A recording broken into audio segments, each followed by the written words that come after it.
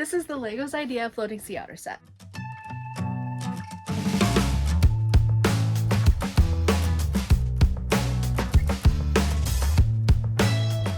And to be honest, this actually wasn't on my radar at all. I didn't have it on a wish list. I didn't plan to pick it up, and I honestly didn't even really know that it existed until it kind of appeared. But the second I opened the box and started flipping through the pages and building the set, I realized that this might be one of those Lego sets that quietly becomes one of my favorites. But first of all, let's look at the concept. It's a mother sea otter floating on her back with her baby resting on her stomach, which already felt like the coziest starting point for a build. And the more you look, the more you realize just how detailed it all is. The head moves, the mouth moves, the flippers move, even the claws are adjustable. And you do have the option to swap the baby otter out for that little seashell on the side, but you know, come on, I love a baby. This set has 1,234 pieces, which is honestly a satisfying number, but it also puts it in that like perfect range for me personally. I'm personally not someone that finds a whole bunch of enjoyment in building sets like as big as the Titanic, but something bigger than one of those like little Yoshi cars at the same time. But hey, to each their own. I'm not yucking other people's yum, but this is perfect for like a good like afternoon build. It's for sure like a good size, but it's not super overwhelming, just enough to really like enjoy the process. And I'll be honest, animal Legos can really go either way for me. Sometimes they're super stylized, sometimes they're definitely a little too blocky, sometimes they're adorable or enjoyable, but I don't know like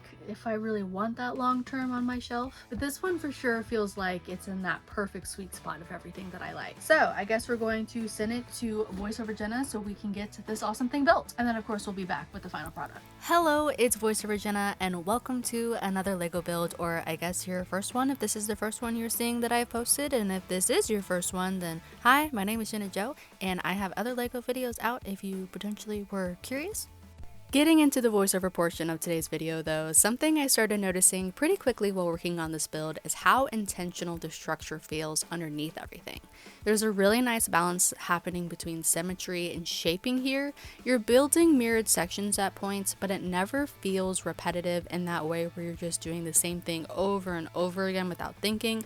Instead, it feels like each section is like reinforcing the overall form of the otter as it slowly comes together. And that makes the pacing of this build feel really calm. It's the kind of set where you can kind of just like settle into the process a little bit. As the body starts taking shape, this is where I think the personality of the model really begins to show, because animal builds can sometimes feel a little blocky while they're halfway finished, but here, even during the earlier structuring stages, you can already tell what direction it's kind of heading in. There's enough curvature happening that it never really loses that soft silhouette, and that softness really matters for a build like this in my opinion, especially when the whole goal of the set is to feel gentle and peaceful instead of kind of like dramatic or technical. One of the things I always appreciate with Lego builds like this is when the internal structure supports the final shape in a way that makes everything feel stable but organic. You can tell there's a lot happening inside of the body that you won't see once it's finished, but that hidden structure is what allows the model to hold those curves so well.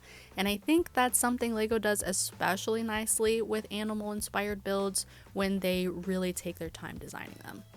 Something else I really enjoyed while working through this section is how the shaping builds outward gradually instead of all at once. There's never a single moment where suddenly it becomes the otter. Instead, it sort of grows itself piece by piece, and that makes the process feel really satisfying to watch unfold, because every few steps something clicks visually into place and suddenly the personality becomes clearer.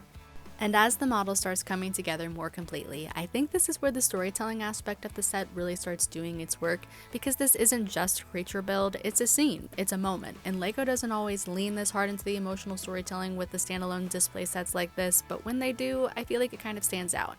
There's something very calm about the posture of the otter floating on her back that kind of gives the entire build a relaxed feeling, even while you're still kind of like assembling it.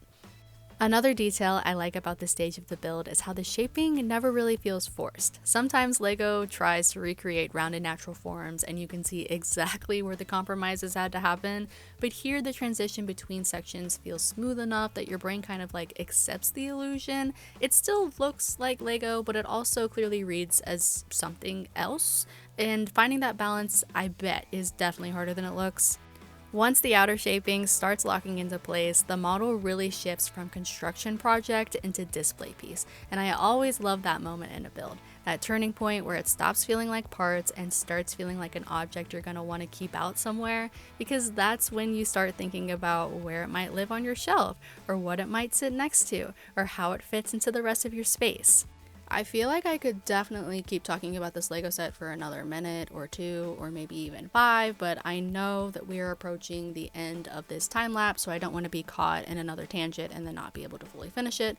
So we are going to send it back to In Real Life Jenna. We are going to see the final product and all of that fun stuff, but make sure to let me know in the comments what set you potentially want to watch me build and do a voiceover with next. But yeah, let's send it back to In Real Life Jenna. Thank you so much. Bye! Okay, I need to be careful, but here it is. Here it is. I don't know how best to show you. It's so cute. Oops. This might be one of the most unexpectedly charming sets ever, because I thought this was going to be cute, but it is like cute. It's way more detailed and expressive than I ever could have imagined. I realize I'm looking at it, not making sure that you guys can properly see it. I love the design of it all. I love the baby otter. I love how everything is positioned. It's so cute. I love the scale of it. It's big enough to feel like substantial on a shelf, but it also doesn't like take over like an entire thing. Like this could easily go with lots of other things as well. Those Lego ideas are always so cool because I'm pretty sure they're fan designed in some regard, and I at least can feel like you can see or feel the intention in some of them. This maybe wasn't originally on my wish list, but I'm really happy that I have it. This might be one of the coziest sets I own now. Definitely a surprise sleeper hit. If you have any questions about this little guy, please don't hesitate to let me know in the comments. And if you like today's video, make sure to give it a like. It definitely helps the channel out. I'm gonna go try and find a place for these two to now live, and I'll catch you guys in the next one. I hope you guys all have a good day. Bye!